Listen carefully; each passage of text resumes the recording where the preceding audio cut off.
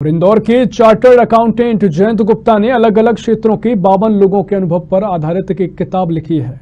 आस्था की अनुगूंज किताब से धार्मिक सौहार्द और सद्भावना का संदेश दिया गया है। जयंत गुप्ता ने बताया कि किताब लिखने का उद्देश्य लोगों को धर्म और संस्कृति से जोड़े रखना है। ईश्वर हर समय और हर जगह मौजूद है, अध्यात्म और संस्कृति से जुड़े रहे हैं। इस साल कोरोना के दौरान उन्होंने ईश्वर की अनुभूति को स्पष्ट तौर पर महसूस किया।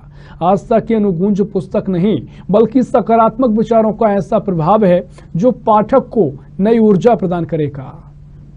नमस्कार, मैं हूं आपके साथ ऋतु और इस समय हम मौजूद हैं इंदौर में। मैं आपकी आज मुलाकात कराऊंगी सीए जयंत गुप्ता जी से। वैसे अभी तक आपने देखा होगा सीए की एक बहुत अहम भूमिका हो गई है। अब चूंकि जब से काफ़ी सारे एक्ट, जीएसटी और काफ़ी सारी चीज़ें आ गई हैं, अभी तक सीए का जो कार्य था लोगों की वित्तीय, फाइनेंशियल, ये सारी चीज़ें देखा करते थे। लेकिन अब जो देखने में आ रहा है, प्रशासनिक की बात करें आप, आईएएस काफ़ी जो है अध्यात्म की ओर बढ़ रहे हैं। तो वैसा ही एक केस जो है इंदौर में आया। हमारे साथ इस समय मौजूद हैं जयंत जी। बहुत बहुत स्वागत है जयंत जी आपका। नमस्कार ऋतु जी। आपने किताब लिखी आस्था की अनुगूंज, चूंकि आपका पेशा सीए का है, आप लोगों के अकाउंट्स मैनेज करते हैं। अचानक से आप आस्था की अनुगूंज, क्या प्रेरणा रही हो, आपने क्या सोच के एक किताब लॉन्च की जिसका नाम ही आपने रखा आस्था की गूंज? देखिए, चार्टर्ड अकाउंटेंसी मेरा प्रोफेशन है और आध्यात्म मेरा जीवन है। किसी भी व्यक्ति को अपने जीवन में ऐसे अनुभव होते हैं जब वो ये महसूस करता है कि कोई ईश्वरीय शक्ति उसकी मदद कर रही है, कोई ऐसी अनजान शक्ति उसकी मदद कर रही है। और मैंने ऐसे ही 52 अनुभवों को एकत्र कर एक साथ इस पुस्तक में आप लोगों के समक्ष प्रस्तुत किया है। किताब में मुझे ऐसा क्या देखने को मिलेगा? आपने बोला कोरोना के समय आपने अनुभव किया और मैंने पढ़ा था कि इसमें आपने कई संतों को लेकर भी लिखा है। तो क्या आपकी भावनाएं रही या पहले आपका कोई ऐसा एक्सपीरियंस रहा है या सिर्फ कोरोना काल में आपने ऐसे कुछ अनुभव किए हैं? नहीं ऋतु, ऐसा है कि मैं जब 50 बरस का हो रहा था तो मेरे मन में ये भाव आया कि इन 50 वर्षों के जीवन को पूरा करने में जिन लोगों ने मेरी मदद की है, जिन घटनाओं ने मुझे इस योग्य बनाया कि मैं एक ठीक ठाक सफलता हासिल कर पाया ज़िंदगी में, तो ऐसे लोगों के प्रति कृतज्ञता व्यक्त की जानी चाहिए। और जब हम अपने जीवन का पुनरावलोकन करते हैं तो हमें लगता है कि हमारी हर मुश्किल घड़ी में या हमारी हर सफल घड़ी में परमेश्वर हमारे साथ है। तो मैंने ऐसे 50 अनुभवों को कलेक्ट करके एक पुस्तक का स्वरूप देने का प्रयास 50वें वर्ष में शुरू कर दिया था, लेकिन मैं 2 बरस तक ये काम नहीं कर पाया। लेकिन जब ये कोविड काल आया और लगातार लॉकडाउन लगने लगे तो तब मैंने देखा कि पूरे सृष्टि में लोगों के मन में निराशा है, बहुत ज़्यादा नकारात्मकता का भाव है। लोग ये कहने लग गए थे कि ये सृष्टि बचेगी या नहीं बचेगी। तब मुझे लगा कि ऐसे अवसर पर हमें लोगों के बीच में हमारे सकारात्मक अनुभव साझा करना चाहिए और लोगों को ये बताना चाहिए कि ईश्वर है, ये संकट भी टल जाएगा। तो ये इसकी मूल प्रेरणा रही और फिर मैंने जीवन में घटे ऐसे 52 अनुभव एक साथ कलेक्ट करके और इस पुस्तक में संग्रहित किए। यही इस पुस्तक को लिखने की बड़ी प्रेरणा है।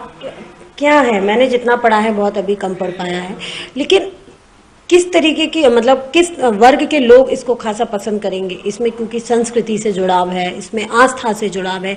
आपको क्या लगता है क्या हर वर्ग इसको बहुत प्रेरणादायी स्रोत मान के बहुत चाव से पढ़ेगा, जिसको हम कहेंगे? अभी तक का मेरा अनुभव ये है कि जब मैं पुस्तक लिख रहा था और इसको लोगों तक मैंने इसकी पांडुलिपि पहुंचाई तो मुझे लगा कि शायद इसे उम्रदराज लोग पढ़ेंगे या ऐसे लोग पढ़ेंगे जो धर्म और अध्यात्म में रुचि रखते हैं। लेकिन अब इस पुस्तक को लिखे और लोगों तक पहुंचे लगभग 10-11 महीने हो गए हैं और मैं ये देख रहा हूँ कि इस पुस्तक को बच्चों से लेकर बुजुर्गों तक, महिलाओं से लेकर तो युवाओं तक हर व्यक्ति इस पुस्तक को पढ़ना चाहता है, क्योंकि ये जड़ों की बात करती है, रूट्स की बात करती है, ये संस्कृति की बात करती है, ये धर्म की बात करती है, ईश्वर की बात करती है, अध्यात्म की बात करती है और सकारात्मकता की बात करती है।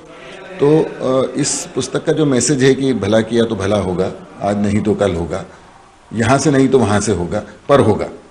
तो ये भलाई की जो बात है, ये बात लोगों को समझ में आ रही है। और जो कुछ हमने पिछले 20-25 सालों के ग्लोबलाइजेशन के दौरान खो दिया था या हम जिसे भूल रहे थे या जो पीछे हमसे छूट रहा था, वो मुझे लगता है इस पुस्तक में मेरे द्वारा व्यक्त अनुभवों से अब लोगों के जीवन में वापस लौट रहा है। यही इस पुस्तक का लेखन का उद्देश्य था और मुझे लगता है वो पूरा हो रहा है। कोरोना में आपका ऐसा क्या विशेष अनुभव रहा कि वैसे तो आप लिखना ही चाह रहे थे, लेकिन ऐसा क्या स्पेशली आप कुछ तो विशेष ऐसा अनुभव आपका रहा है कि आपने फिर फटाफट जो उसको लिखा और जो आपने अनुभव किया, ऐसा क्या कुछ तो एक विशेष अनुभव रहा होगा आपका? कोविड काल में जब सारी सृष्टि निराशा के भाव में डूब गई थी, तब हमारे धर्मगुरुओं ने, देखिए जब जब दुनिया में संकट आता है तो धर्म की पुनर्स्थापना होती है, ऐसा भगवान श्री कृष्ण ने भी गीता में कहा है। तो उस समय आप देखिए कि हमारे देश के सभी धर्मगुरु, कोई ध्यान करा रहा था, कोई योग करा रहा था, कोई रामायण पे प्रवचन कर रहा था, कोई टेलीविजन पे महाभारत का प्रसारण हो रहा था, विष्णु पुराण आ रही थी। तो वापस सभी तरफ से हमने ये देखा कि धर्म और अध्यात्म ने ही इस मुश्किल समय में हमारी सबसे बड़ी मदद की है।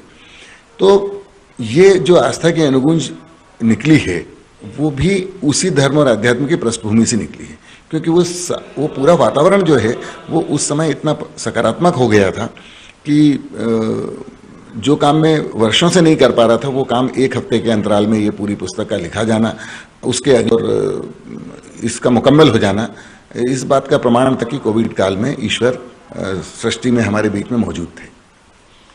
राजनीति आजकल देखने जा रहे हैं, धर्म, आस्था, संस्कृति की बात करती है, लेकिन ये इसके पीछे उनका एक अपना एक स्वार्थ होता है। आप क्या कहेंगे इसमें? क्या आस्था राजनीति में स्वार्थ के लिए है?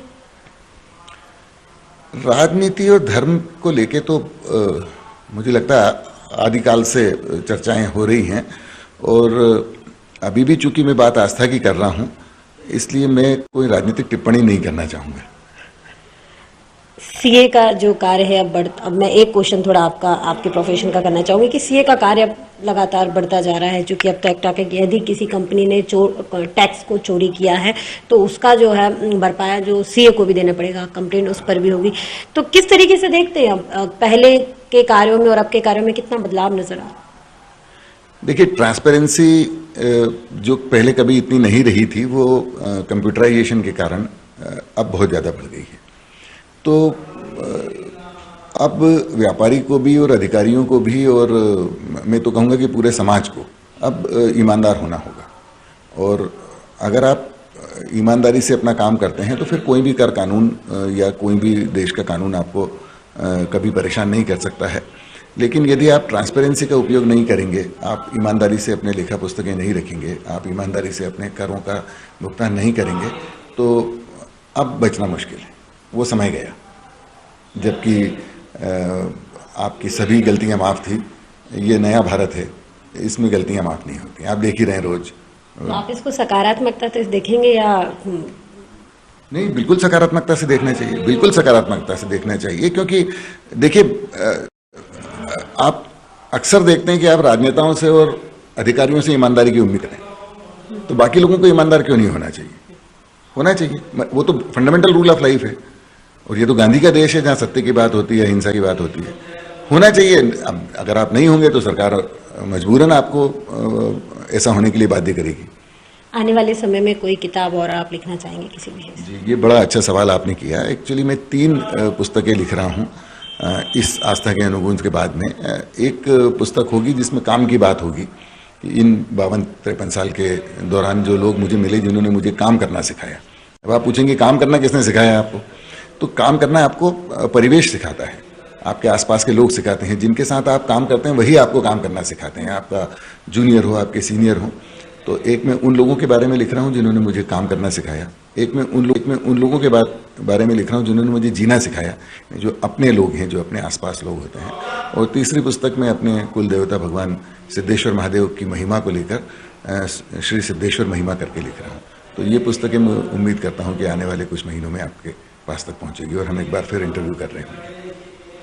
बहुत बहुत शुक्रिया जैन जी। तो आपने देखा कि जैन जी ने कहा है कि अभी वो और कोशिश करें कि आने वाले समय में वो 3 किताबें और लिखेंगे, और जिस तरीके से ये जो किताबें आप देख रहे हैं आस्था के अनुगूंज, ये जाहिर है कि संस्कृति, धर्म, आस्था सबको जोड़ेगी। चूंकि आज हम देख रहे हैं जो यंगस्टर्स, युवा का जो है मन कई बार भटकता नजर आ रहा है, ये किताब उनके लिए एक बहुत अच्छा वो है। और मैं कहूँगी कि ये किताब सब पढ़े। इससे हम बात करेंगे हमारी संस्कृति जो कहीं ना कहीं गुम हो रही है, इसको पढ़ के लोग इसको जरूर समझेंगे। धन्यवाद।